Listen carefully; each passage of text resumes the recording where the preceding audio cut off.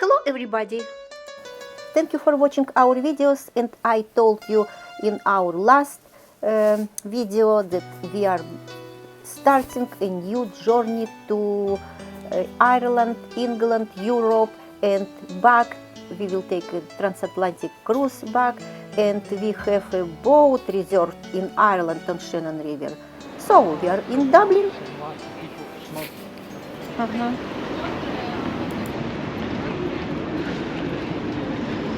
We are in Dublin.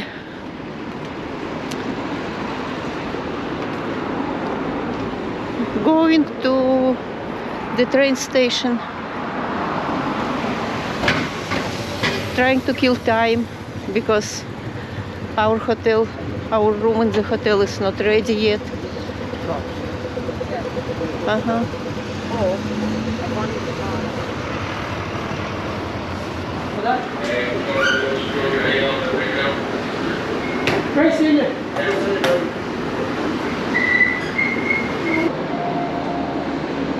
It is a very small train station.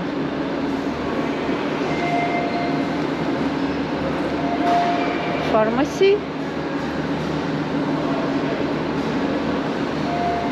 I have to use a ticket machine. Here is only the place to buy a ticket. We need to get a ticket to Carrick on Shannon to get our boat.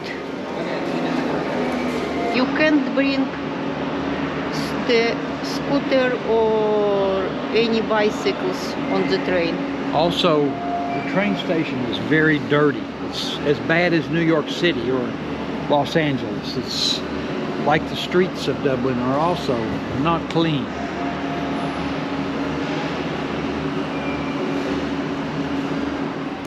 When we were at home in Florida looking for a hotel for our first couple of nights on this trip, which would be spent in the Irish capital city of Dublin, we looked at a lot of hotels. Of course, price was a big consideration, but we also wanted to be near the center of town, not far from the train station.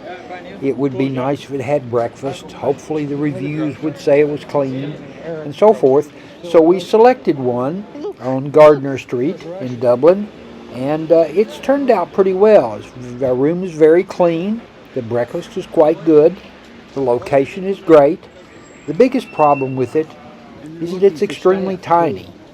As you know, Americans have a reputation for being fat, and although Zena and I are not very fat, she's not fat at all, and I'm only moderately fat, I think that there probably are some Americans who would fit into this room and then couldn't get out. It's so small. They would get stuck. It's very small. I've had cabins on sailing boats that aren't much bigger than this, or aren't much smaller than this. So that's the main problem with it. But other than that, it's a fine hotel, and really we like it okay. For the price and the location, it's not bad at all. I just want to add something about our hotel. Our room was on the third floor, and we asked a worker, "Do you have an elevator?" She said, "No, but we have a lift for your luggage." They call an elevator the lift. So it was a very interesting lift. Look at it. Later, our luggage is coming.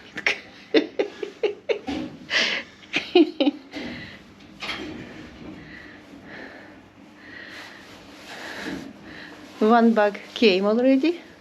We are expecting another. Igor, it is a luggage lift. Okay, open the first door, and then the second, and then our luggage is here. And open the first door. Close. Close the second, and 0.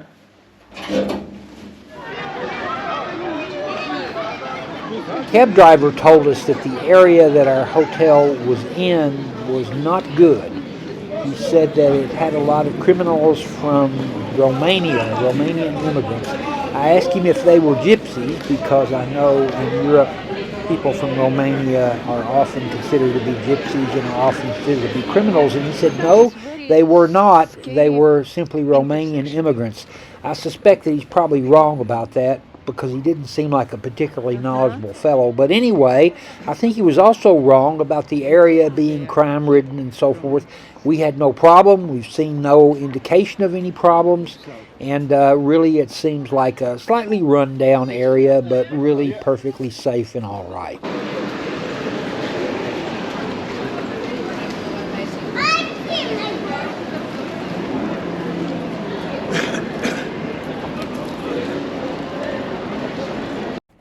Our first impressions of Dublin, the day we arrived, of course we were tired from the flight, were that it was not a particularly clean city, that it was somewhat run down, looked like it had a big problem with crime in some areas and maybe a big poverty problem. But as we've stayed here over the last couple of days, we've discovered some of the nicer areas, and although it doesn't appear to be a very prosperous city on the whole, it is interesting and nice and seems to be very modern, and it has a lot of places that are pleasant to walk, a lot of interesting streets, and not bad at all. We're glad we came to Dublin.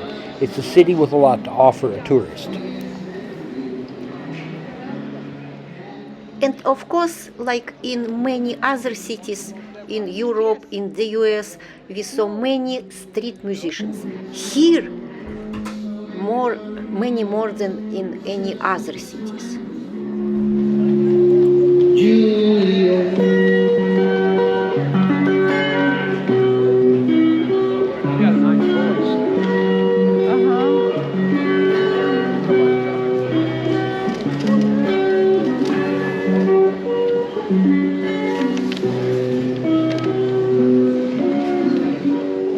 Our first day in Dublin was a little bit cold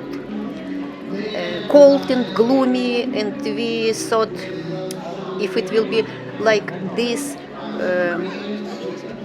on our boat, it won't be really pleasant. But next day we saw actually sun, and it was more cheerful, I can tell you. And Dublin did not look so gloomy and depressing for us. It looked actually beautiful, and we enjoyed walking on streets in Dublin. By the way, it is a garbage truck. A person is pulling it. He's not driving the garbage truck. No, because I think this street is for people to walk, not for cars to drive. That's why he's pulling it. Another interesting musician. He's got a crowd. He's playing bagpipe.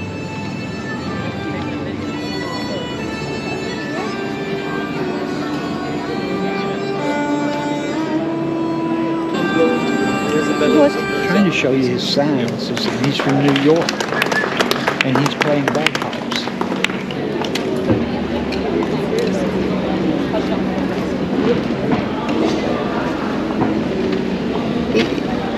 Are you really from New York? Yes. Born and raised?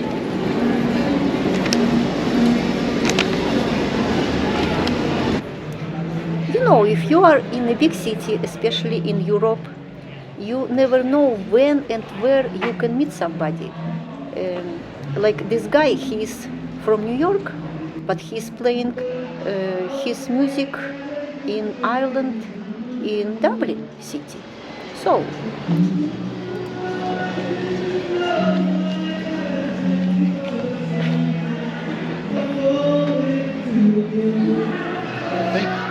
this is a statue of Molly Malone. It's not known whether she was a real person or not, but there's a famous song about her that is considered to be kind of the anthem of Dublin, the unofficial song of Dublin. And she, according to the song, she sold fish on the streets of Dublin. And the song, I even know the song, learned it growing up in the United States, heard it and know a little bit of it. but she died of a fever at the end of the song, and it's one of the most famous songs I know of. So famous that even in the United States you hear it as a child and you learn it in school.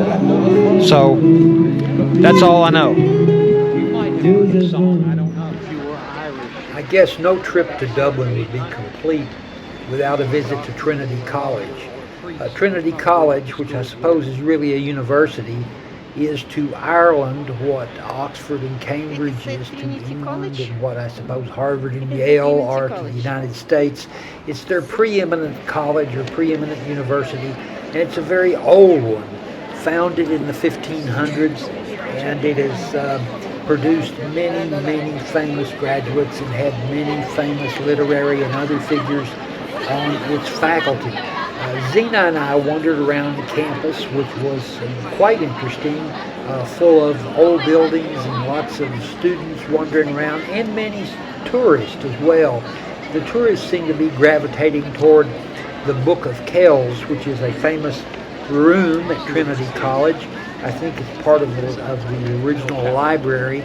Zena and I wanted to go in the Book of Kells and made an effort, but we had some trouble. There were long lines, and we had problems getting tickets, and so we just decided to skip that, as we usually do, museum type encounters.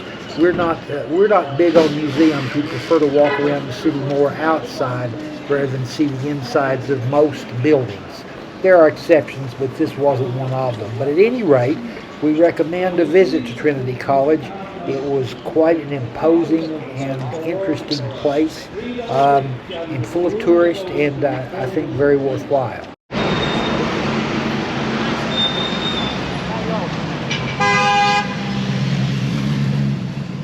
You know what? I liked buses in Dublin. I think they look cool. Two levels, and they are a little bit short than we used to see in the United States. They just cool.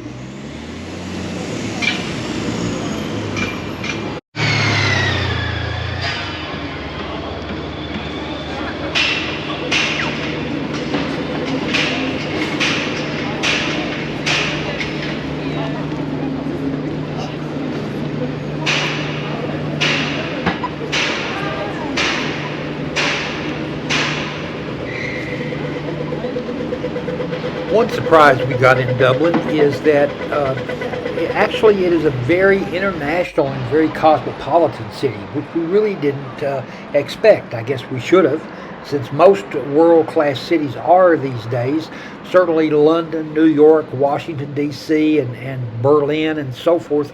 You can hear people speaking languages from all over the world and see cultures from everywhere, but we didn't really expect that in Dublin. But it is in fact the case. You walk down the streets in Dublin, you hear people speaking every language you can think of. There appear to be many of them that are tourists, but also many who are immigrants and who seem to actually be living in Dublin.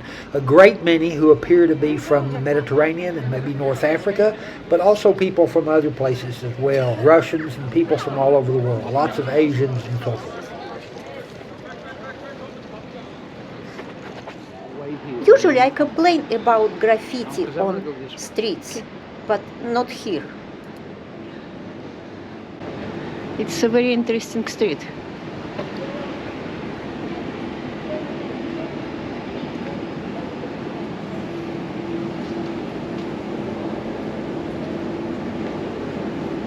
It looks like pencils.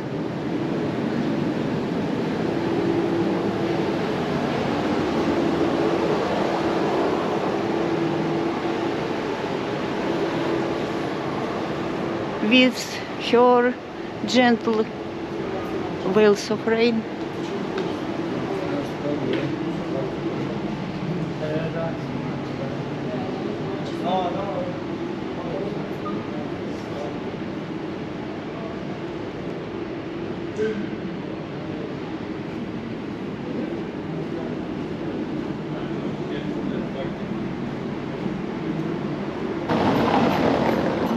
By the way, we are in the center of the city, in the tourist area. Let's just walk and look at interesting buildings.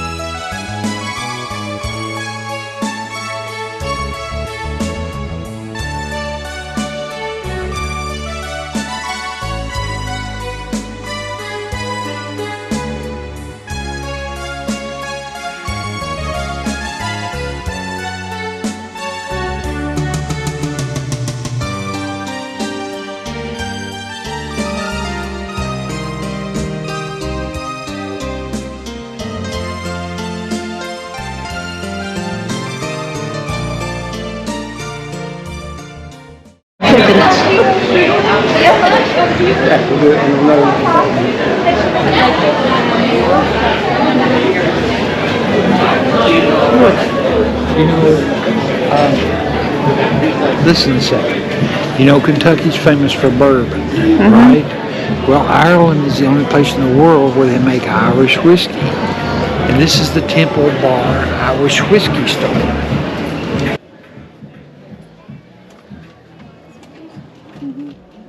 While I was filming in the store, Ben started asking the bartender why the Temple Bar is so famous. What is it? Why is it famous for? Well, the area is named after Sir William Temple, who built Peabody Bridge, and I believe that it was originally just like a normal rural area, residential area, and then because our bar was the first one called the Temple Bar, that's what we called it, the Temple Bar, and it started off that little very front door. That was a pub called Flannery's, and then over the years when this corridor bought it, he slowly expanded it outwards, and is what it is today. Yeah, okay. Thank you. Thank you very much. Honestly, we did not understand his explanation at all. We decided to figure out by ourselves.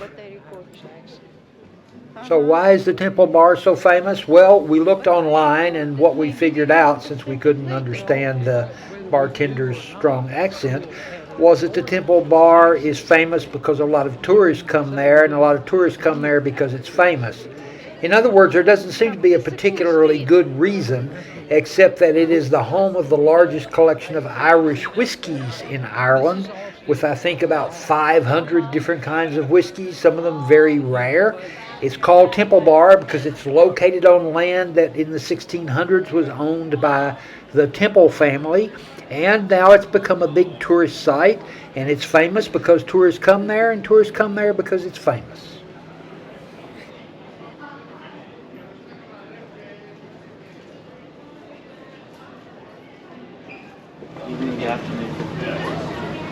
We are walking to the river.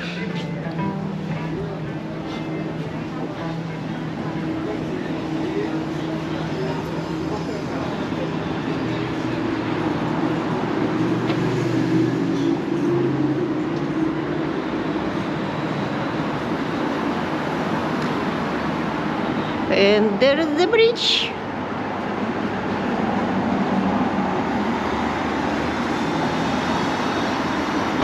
This is the Halfpenny Bridge, or Halfpenny Bridge, and it's called that because it's old, and originally it cost a half penny to go across it. There weren't very many bridges over this river, and this was, I guess, one of the first, and so they were able to charge money for it, and they charged a half penny. So it's called the Halfpenny Bridge, or Halfpenny Bridge.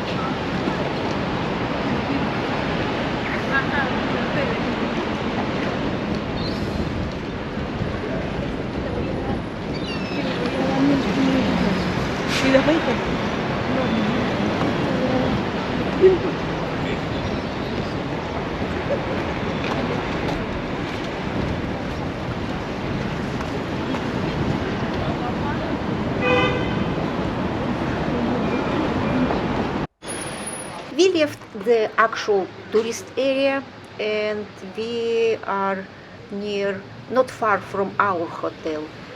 And I think you can see the difference in buildings, in streets. Not too much, but it is different. I can tell. Here's a spa, remember spa? Yes, let's go.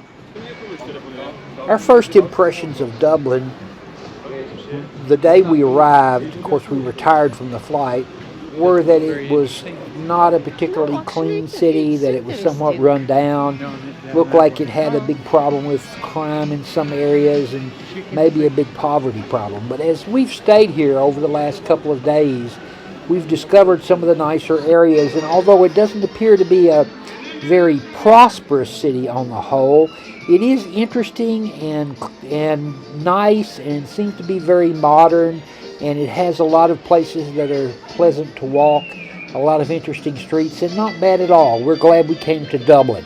It's a city with a lot to offer a tourist.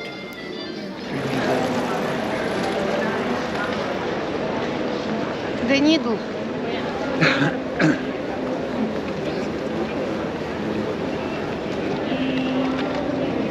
On what street? O'Connell. O'Connell Street. It's the main street. It's The main street of Dublin, O'Connell Street, and here's the famous Dublin Needle.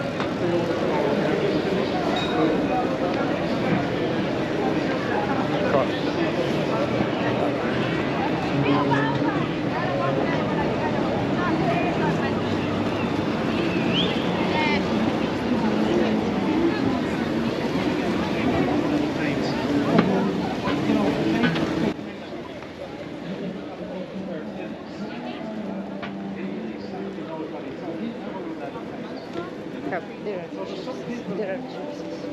For some people, they remember these things here. But there's one thing that every single person here on the streets is running out of. What is this? Yeah. Running out of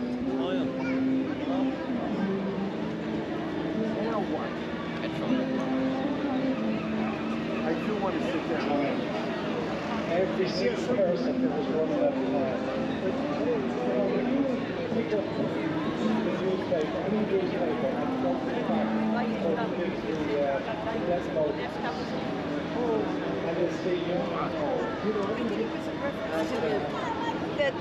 Some heartbreaking ones too, you know.